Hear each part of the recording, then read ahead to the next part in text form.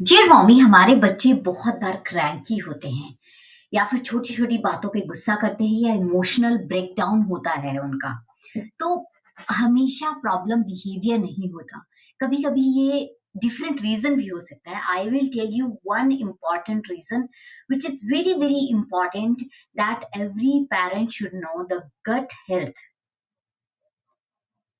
Because gut health is equal to good mood. Parents, this is very important to keep your kids calm and happy. हमारी body का 95% happy hormone serotonin गट में बनता है, brain में नहीं। इसका मतलब क्या हुआ कि आपका चाइल्ड जितना हेल्दी डाइजेस्ट करेगा, उतना ही काम, बैलेंस, फोकस्ड और हैप्पी फील करेगा। तो उसका गट हेल्थ कैसा होना चाहिए? उसका गट हेल्थ बहुत अच्छा होना चाहिए। कई बार अगर आपका बच्चा गुस्सा कर रहा है तो आपको इस चीज़ पे भी ध्यान देना है कि मेरे बच्चे का डाइजेशन अच्छा है या नहीं है। आपका चाइल्ड जितना हेल्दी डाइजेस्ट करेगा उतना ही काम, बैलेंस्ड और फोकस रहेगा। इसलिए गट को nutrition expert child second brain भी बोलते हैं। अभी आप बोलोगे कि डाइजेशन से कैसे इरिटेबिलिटी, टेंट्रम और टेंशन होता है? So let me explain you. जब गट हमारे बच्चे का वीक होता है, तो फूड प्रॉपर्ली डाइजेस्ट नहीं होता, टॉक्सिन बॉडी में स्टे करते रहते हैं और ब्लोटिंग, गैस, कॉन्स्टिपेशन ये सब चीजें क्रिएट होती रहती हैं। इस सब से बच्चों का मूड बहुत चेंज होता रहता है, जैसे इरिटेबिलिटी होती है, फ्रीक्वेंटली दे show tantrum, poor concentration level होता है या फिर एंगर हमेशा होता है और या फिर वो लो सेल्फ एस्टीम फील करते हैं या लेजीनेस उनमें आ जाता है या फिर हमेशा सैड रहते हैं without any reason. You can say a weak gut health is equal to weak mood control. The gut health is that much important. And the most important part of gut health you should remember in puberty. Because at that point of time, the child is growing exceptionally. उसका body नहीं brain भी grow हो रहा होता है, everything is growing very fast, hormone बहुत ही overwhelm होते हैं, इसलिए बच्चे को इमोशनल रोलर कोस्टर से गुजरना पड़ता है, hormone, stress, long school hours, kid को नेचुरली इरिटेबिलिटी बना होता है। और अगर इस एज में इन सब चीजों के साथ गट हेल्थ भी खराब है, तो नेचुरली बच्चे के मूड स्विंग होंगे, वो एंग्री होगा और उसको एंजाइटी ज्यादा होगी।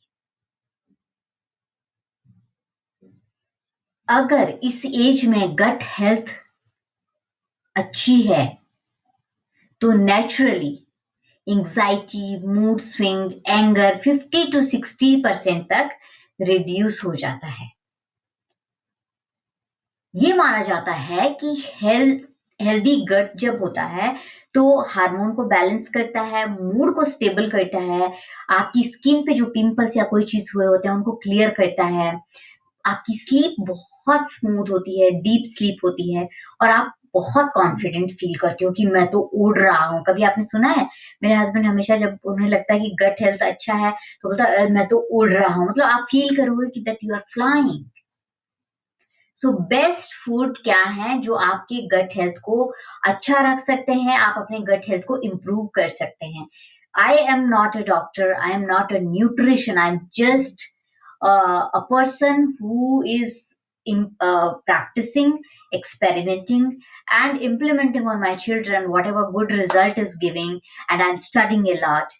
That is what I'm telling you. Few tips which you can do, which I'm doing for my children and for me, because it is very important. सो कैसे गट हेल्थ को improve करना है? पहली चीज तो आप बहुत सारा कर्ड अपने बच्चे को दें, क्योंकि ये नेचुरल प्रोबायोटिक है, गुड बैक्टीरिया इस पे होता है, इससे स्मूथ डाइजेशन होता है, ये गैस को रिड्यूस करता है, एसिडिटी कम होती है और ये बहुत अच्छा है जो स्कूल गोइंग चिल्ड्रन होते हैं, इनके लिए बहुत अच्छा है। दूसरी चीज, every day give one banana to your child, it instant improve the gut health. Banana में हाई पोटेशियम होता है, ये इम्प्रूव करता है डाइजेशन को, even for bone health is also good, it काम योर नर्वस सिस्टम, और ये जब मूड स्विंग हो रहा होता है बच्चे का, this is very good for reducing the mood swing. तीसरी चीज आप दे सकते हो खिचड़ी। अब बहुत सारी मैडम्स बहुत खुश हो गई होंगी, मॉमीज, अरे खिचड़ी बनाना तो बहुत इजी है, ये तो मैं इजीली कर लूंगी। So this is very easy to digest also, and it will improve your gut health, and it help in weakness. अगर आपको वीकनेस फील हो रहा है, इरिटेबिलिटी हो रहा है, आप इलनेस से रिकवर कर रहे हो, तो आपको खिचड़ी दी जाती है। That is the main reason आपको हॉस्पिटल में भी खिचड़ी दी जाती है after your recovery, after your operation, after your any of the treatment. चौथी चीज, आप सूप एंड सूप दे सकते हैं, जैसे ये हाइड्रेशन के लिए अच्छा होता है, कॉन्स्टिपेशन को रिड्यूस करता है, ये गट हेल्थ को सूद करता है और एनर्जी प्रोवाइड करता है, फोकस प्रोवाइड करता है, it can improve focus and energy. Fifth important thing, you can give warm water.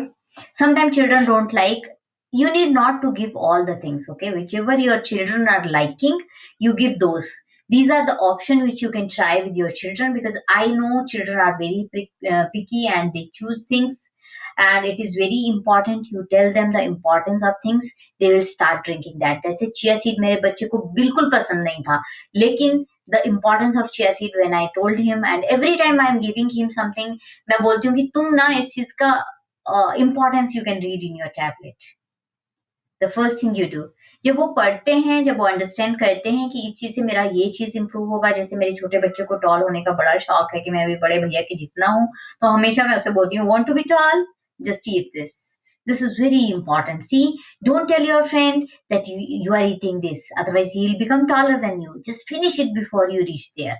So इस तरह से मैं बच्चे को थोड़ा बहुत बेवकूफ बना के खिला देती हूँ. So you can also try such tricks with your children, because it is very important from very early age. Don't wait for teenage. आप पहले से ही शुरू करें, क्योंकि जब आप पहले से ही शुरू करते हो और टॉडलर या फिर इन्फेंट में, तो वो बड़े होके खुद ही खाते हैं वो चीजें. सो वार्म वाटर क्या करता है, it helps in toxin removal, reduce bloating, और it keeps the mood light. But बहुत सारे लोग नहीं पीते हैं, तो it's okay no if they are not drinking. Six thing you can do, fruits before meal. आपको मील के बाद फ्रूट नहीं खाने हैं. हमेशा अगर आप फ्रूट इनटेक ले रहे हैं, मैंने बहुत सारी इंडियन फैमिलीज को देखा है, वो पूरा खाना खा लेंगे, अरे फ्रूट भी लाओ थोड़ा सा, एंड में फ्रूट खाएंगे, विच is not good, and it will not give you any kind of energy, and it is not good for digestion also. तो आप जब भी खाना खाएं, उससे पहले आप एक बाउल फ्रूट का खाएं, अगर आप खा सकते हो. And if you are sugar patient or something, वैसे बच्चों को मैं बात कर रही हूँ, why should I talk about sugar patient. So fruit आपको मील से पहले लेना है. ये बूस्ट करता है डाइजेशन को, रिड्यूस करता है कि मुझे कोई स्वीट खाना है, शुगर क्रेविंग्स को, और ये प्रिवेंट करता है मूड स्विंग्स को.